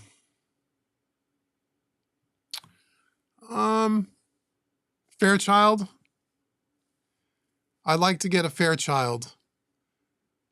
You know, I know I could buy an Undertone or a Stam Audio for 10 grand. I'd like to get one of those at one point, a 670.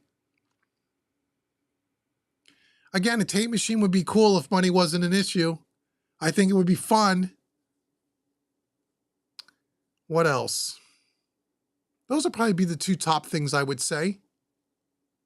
I'm sure there's something else I can think of if I thought about it long enough, but those are the 2 that come to mind. What do you think about 500 gear? I think it's real thin. Yeah, I don't know. It depends on the piece of gear. Every piece of gear that I have in 500 series, I don't think it's thin. I know that's a rumor. I've heard that again. It's another one of those things on the internet you hear, and there may be specific pieces of gear. I've seen people compare a rack version to the 500 version of the same piece of gear, and I don't think one's thinner than the other, but there may be very specific cases where maybe you run into that. But I have lots of 500 gear, and it's fine. Is it as good as the full version rack gear? And every one that I've ever tried it is, but again, I don't have everything, so I don't know. Hey, Chris, how are you? You bought the SSL Fusion and the API 2500. Oh, that sounds like fun. Thanks for all the tips and walks. You're very welcome. API 2500 bus compressor. My buddy Chris that's here tonight lent me his. It's a great compressor. I'm just not in the market for one right now. And the SSL Fusion is a great piece of gear. I sold mine, but it wasn't because I didn't think it was a great piece of gear. So you're welcome. I'm glad the videos were helpful. You wanted to know how it compares to the Origin. Oh, you mean the SSL Big 6? I have no idea. That's why I wanted to work with us. They were going to send me one, and we were going to, I mean, they're two different animals. That's a $3,000 mixer. It's a $50,000 mixer. So, I mean, it's a little unfair, but I wanted to compare things like, you know, the quality of the faders, the quality of the knobs, you know, the build, fit, and finish.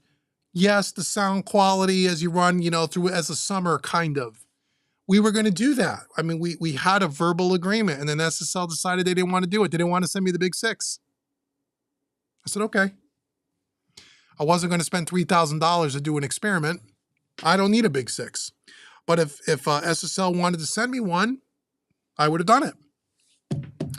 But yeah, I would be surprised if it wasn't quality build and quality sound. Is it going to be exactly like this? I don't know.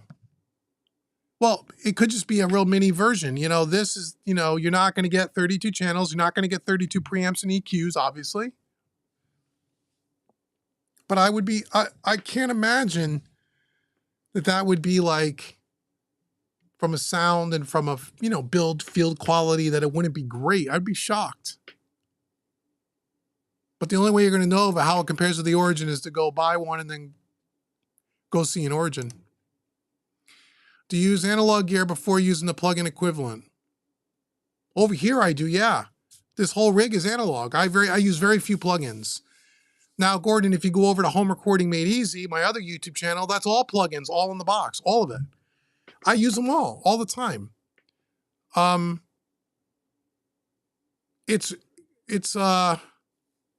Plugins are great, but in this particular workflow, I use mostly analog.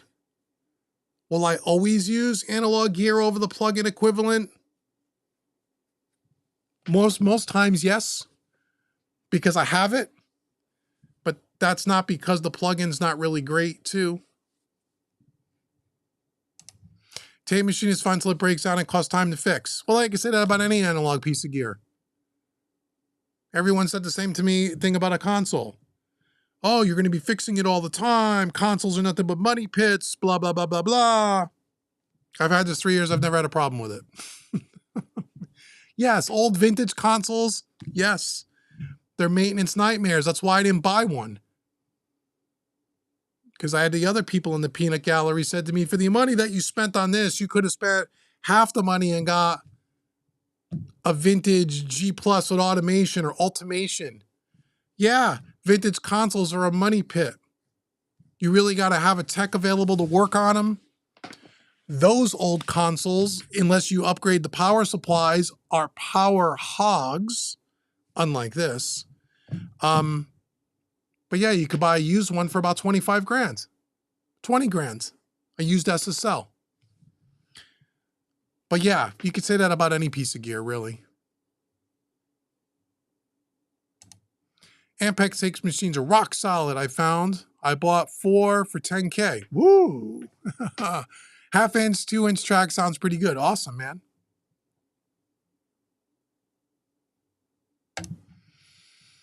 Braxel's having a hard time finding someone that fixes old rack gear from the 80s. Yeah, you got to have a tech that you can send stuff to. That's the thing about analog. It will and can eventually break, and something needs to be serviced. That's just part of the gig when you get in. Zona says he has owned the API box 1608. It's a cool console. And now the 2428. Oh, cool. And they will all give great results. Yeah. API is a great console too, right? I've never worked on one, but I mean, can't imagine you'd work on an API and go, yeah, it doesn't sound great. I just can't imagine that. Or a Neve, you know, just can't imagine that would be the case. Can't imagine. You're very welcome, Obane. Okay, 5 more minutes. Last chance. Hey, we got 1 thumbs down again. Someone didn't like one of my comments about the converter. Someone doesn't like me. Oh, my heart breaks. It's okay. It's okay. Sorry. Sorry I didn't like you. You didn't like my comment about your favorite piece of equipment. It's okay. Okay, a few more minutes and then we're out of here, guys. then we're out of here. Again, thanks so much for joining. I'm glad you guys all showed up as usual. You guys are really great. Love talking shop with you guys. Love hanging out with you guys. Still got about 40-something people or so, which is awesome.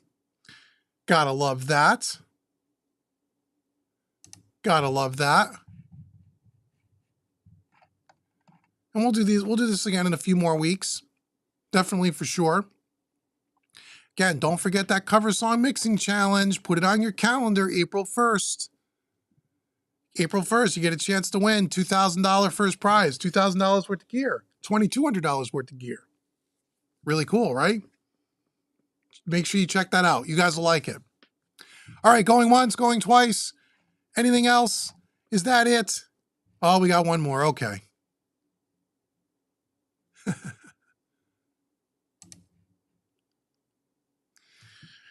Have you mastered any electronic music tracks? I don't master here. I'm a mixing engineer. Haven't come across any reference on your website because I don't master music here. I only mix. I don't really do electronic music. Not that I wouldn't. It's just not the thing that I get called on to do most. Most of the stuff I do is more pop, rock, blues, jazz, metal, that kind of stuff. What is my favorite type of music to mix? Anything, like I like, pop, country, rock, hard rock, blues, jazz, Americana, all that stuff I really like. The most. Like I'm going to be mixing a country song tomorrow. Not a massive country fan, but it's a great artist, great song, great production. Love the tune. Love the tune.